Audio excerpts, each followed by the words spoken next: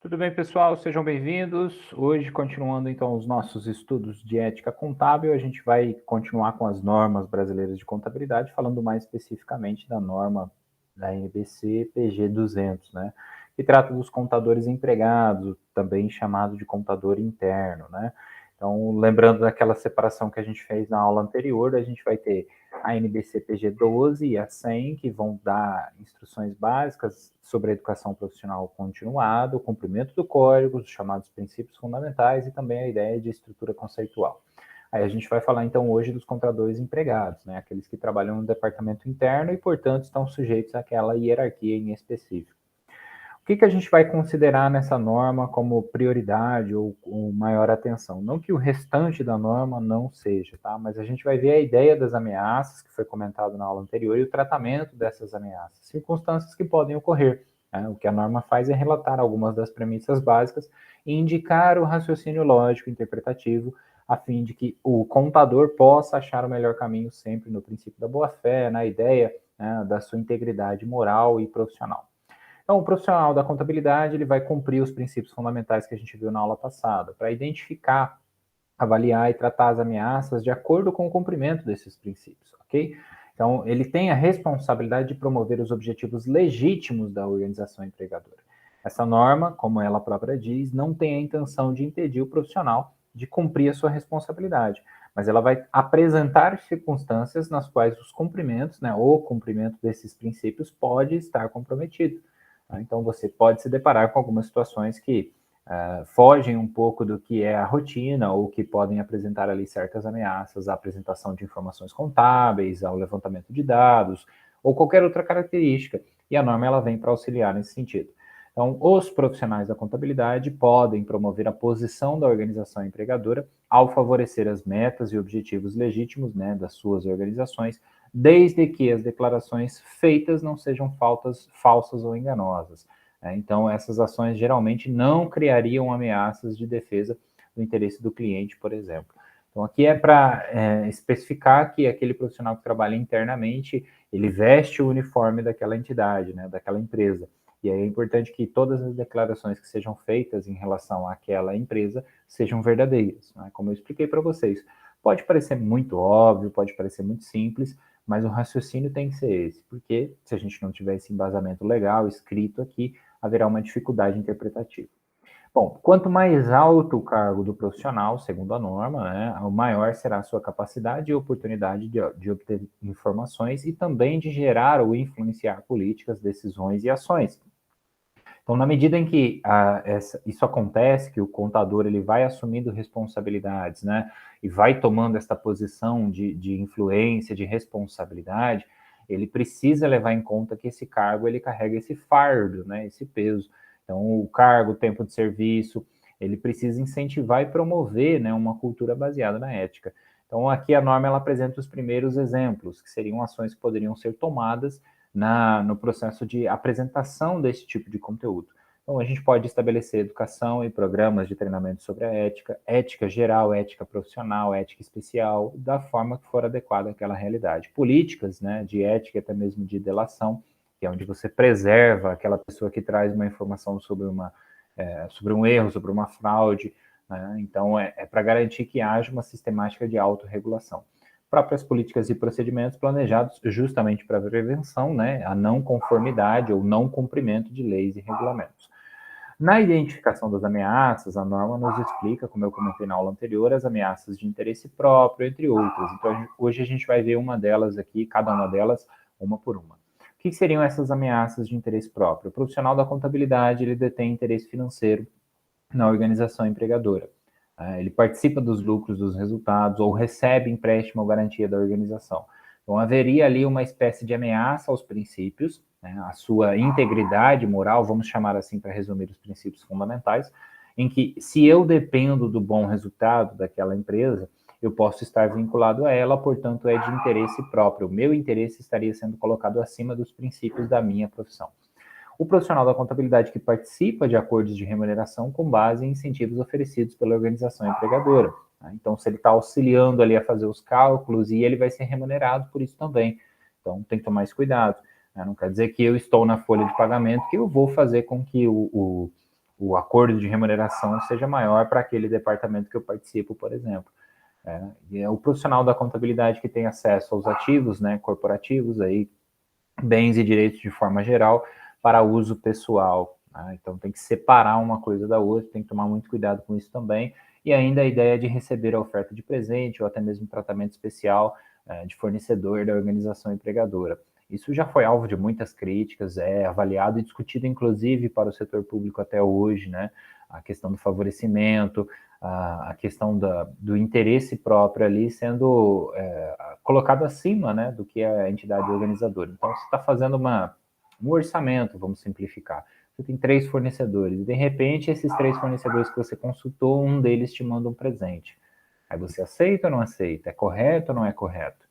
Então, perceba que aí, às vezes, aquele fornecedor não necessariamente vai ser o mais caro, mas ele poderia não ter sido o primeiro da escolha. E aí, se você direciona essa escolha entendendo que aquele fornecedor é melhor por causa desse presente, há um conflito ou uma ameaça de interesse próprio, ok? A autorrevisão direciona-se, então, a capacidade de perceber ali os interesses da organização, né? O profissional da contabilidade que determina como vai ser feito a mensuração, por exemplo, de informações para combinação de negócios, conduz ali um estudo de viabilidade e apoia a decisão de compra. Então, ele impõe a sua posição de acordo com o seu interesse, e a autorrevisão ela serve justamente para identificar também essa parte. A ameaça de defesa do interesse do cliente, quando o profissional da contabilidade tem a oportunidade de manipular informações, né, em prospecto, por exemplo, de obter um financiamento favorável, captação de recursos, e aí você trabalha com o desenvolvimento de uma demonstração contábil que não é 100% correta, né, como a gente viu. A ameaça de familiaridade vai se destacar em relação àquele profissional que é responsável pelo relatório financeiro, tá, da empregadora, quando um familiar imediato ou próximo empregado pela organização toma decisões que afetam o relatório financeiro. Né? Então é preciso tomar esse cuidado. O profissional da contabilidade que tem uma longa associação, um convívio fora daquele espaço profissional, por exemplo, né, com as pessoas que influenciam as decisões comerciais, também precisa ter esse entendimento e ter a capacidade moral de fazer essa separação. A familiaridade aqui é essa proximidade que a gente acaba criando. Então, se você trabalha muitos anos numa empresa, cria esse vínculo, participa de festas e confraternizações, não que não deva, mas que é preciso tomar um cuidado em relação àquele trabalho que é executado.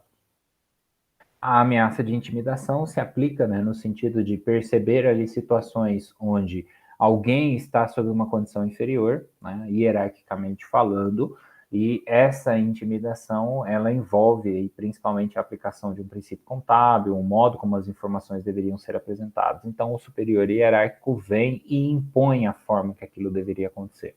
Você tem lá um gestor e um contador. O contador elabora a demonstração contábil, o gestor olha e fala assim, poxa vida, mas esse resultado dessa DRE não está de acordo. Não porque os números não estão batendo, mas porque efetivamente não é o que ele quer apresentar, ele ou ela, para os associados, para os sócios, etc. Aí há uma ameaça de intimidação. A pessoa que tenta influenciar o processo de tomada de decisão, né, do profissional da contabilidade, como, por exemplo, a concessão de contratos, a aplicação de algum princípio, né, em relação deixa isso para lá, porque isso não precisa ser mensurado, e às vezes o profissional acredita que é necessário para ter uma informação relevante, então é preciso tomar muito cuidado nesse sentido. Aí a gente vai ter uma sessão dedicada a essa parte dos presentes, que eu fiz questão de trazer aqui. É claro, a norma tem muito mais, mas eu estou resumindo, né? A questão que é bastante discutida no princípio, na questão, na perspectiva, melhor dizendo, ética, né?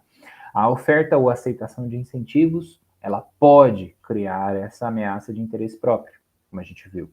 A familiaridade, o interesse de intimidação, ao cumprimento desses princípios. Então, principalmente em relação ao conceito de integridade, objetividade, né? Como eu falei do orçamento, se você está recebendo presentes, infelizmente há uma tendência, isso é natural do ser humano. Vai acontecer com todo mundo? Não vai.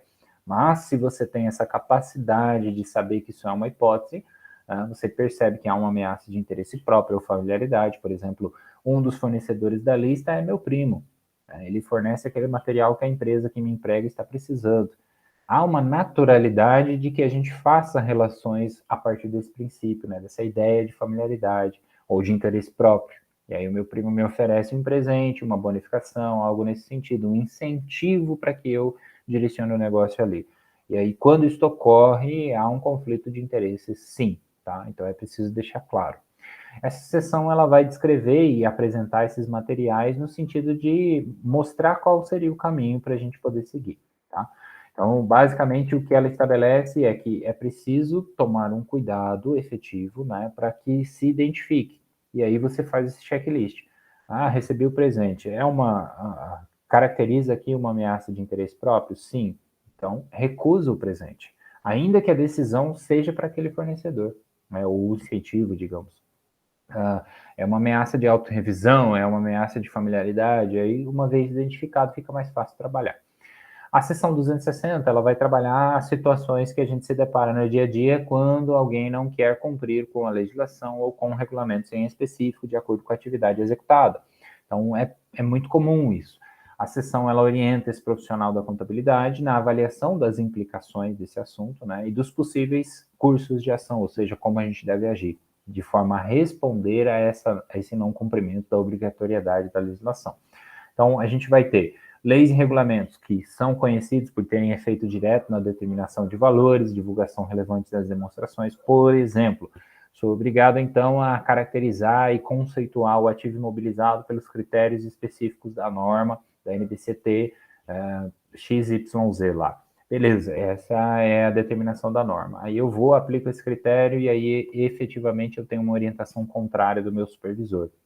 A não conformidade com a lei ou com algum regulamento, com a norma, com o que diz a Lei 6.404, com o Código Civil, direito empresarial como um todo, caracteriza, então, uma dificuldade para o trabalho contábil. Identificou, precisa tomar uma decisão e precisa agir de acordo para responder a isso, tá? Outras leis e regulamentos, né, que não necessariamente vão apresentar critérios de mensuração, de informação, de divulgação da informação contábil, porém, o cumprimento dessas normas é fundamental. O próprio código de ética. Né? Então, ainda que ele não estabeleça lá qual é o critério de mensuração, se eu vou trabalhar com custo de aquisição ou valor presente, valor justo, valor de mercado, ele não está falando disso, não está falando de técnica, mas ele está falando de conduta, de tratamento. Essa própria norma, por exemplo. Então, infelizmente, isso também ocorre. Né? E aí, às vezes, até pela falta de conhecimento. Né? O conceito da integridade pela norma, como nós vimos anteriormente, na norma 100, pode confundir algumas pessoas ou levar a alguma reflexão.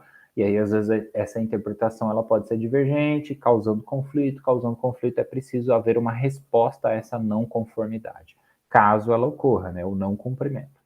Então, a não conformidade consiste nessas ações de omissão ou de cometimento, intencionais ou não, beleza? Então, o não conhecimento da legislação não nos permite descumpri-la. Né? Em tese, você tem que cumprir ali os seus 18 anos e conhecer toda a legislação do Brasil, por exemplo.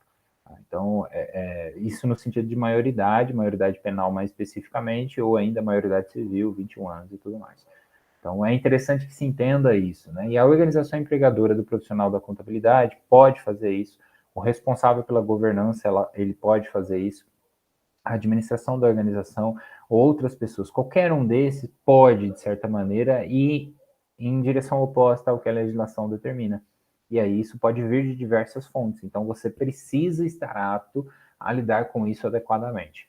E como é que a gente segue esse caminho, né? Alguns dos exemplos aí, situações de fraude, corrupção, suborno, lavagem de dinheiro, mercados e negociação de títulos, né, com aquelas influências, aspectos de segurança, de saúde pública, obrigação de pagamentos, pagamentos fiscais, né, enfim, proteção de dados, etc. Então, se o profissional da contabilidade ele identifica ou suspeita que está ocorrendo, ou que ocorreu, ou que pode ocorrer, né, a não conformidade, ele precisa, né, informar o seu superior imediato. Essa é a primeira ideia. E aí, se o superior imediato pode estar envolvido, ou parece estar envolvido, ele precisa informar isso a uma autoridade imediatamente superior. Ainda dentro da organização. Seria uma ideia de respeitar essa cadeia de comando, né, dentro da própria organização. Numa circunstância especial ou excepcional, suspeitando, digamos assim, que toda a cadeia de comando está comprometida, essa hierarquia, ele pode determinar essa divulgação a uma autoridade competente. Primeiro, o Conselho Regional e, se necessário, até mesmo institutos ou órgãos policiais de fiscalização, como, por exemplo, o Ministério Público. né, caso seja necessário, que em tese isso deveria ser inicialmente resolvido dentro da própria organização, né? Mas nessa pior das hipóteses, existe ainda um caminho fora da organização que é possível. E uma simples consulta, né, uma solicitação de informações a um conselho regional já acende um sinalzinho de alerta e faz com que a fiscalização lhe dê forças, né, para que você, por exemplo, não tenha que sair da organização efetivamente, porque você não está equivocado nesse caso, e sim a forma como aqueles superiores estão agindo. Então é importante que, caso essa informação saia da organização, né, até pela característica ali que nós precisamos preservar o sigilo dessas informações profissionais e empresariais, o profissional ele haja com boa fé, desculpa, e exerce uma certa cautela, né? Então, você não vai trazer esse assunto para discutir com o seu vizinho, tá entendendo? Você vai levar isso para uma autoridade competente. E isso faz com que o processo regular aconteça, né? Senão você está só causando mais confusão do que qualquer outra coisa. E aí esse raciocínio ele precisa estar presente em todos os momentos. Então, a partir da circunstância onde você começa a identificar eventuais irregularidades, né, que você considera, você vai partindo para aquelas reflexões, vai identificando e vai correndo atrás, porque inclusive a nossa omissão ao se deparar com algo nesse sentido também caracteriza ou faz parecer, pelo menos, com que nós estejamos, com que nós sejamos parte dessa não conformidade. Com o descumprimento de uma lei, com o descumprimento de um regulamento, e aí a penalidade também incide nesse sentido. Então, é interessante que a gente perceba e saiba que existem caminhos. Aqui foi especificamente para profissionais que estão dentro de uma organização, sujeitos a essa ideia de hierarquia, e fundamentalmente precisarão ali seguir uma linha de comando, né? E aí essa linha pode causar esses tipos de ameaças diferentes. A gente vai ver na próxima aula a caracterização para a prestação de serviço, por conta daquilo que eu expliquei na aula anterior, né? A relação contratual é diferente. Você tem ali uma prestação de serviço e ainda na condição, né, de prestador de serviço, você tem certas limitações. Então, o simples fato de estar sendo pago para fazer algo não significa que você pode fazer tudo ou que deva fazer tudo que o cliente necessita ou solicita para você, né? Pelo menos não se isso ferir ali algum princípio ético, um princípio fundamental dessas normas, ou até mesmo a própria legislação. Beleza? Então, para dar as orientações gerais aí, espero que tenha ficado claro, né? Contribuindo um pouco mais com as reflexões. E aí a gente se encontra na nossa próxima aula para continuar esses estudos. Obrigado e até lá.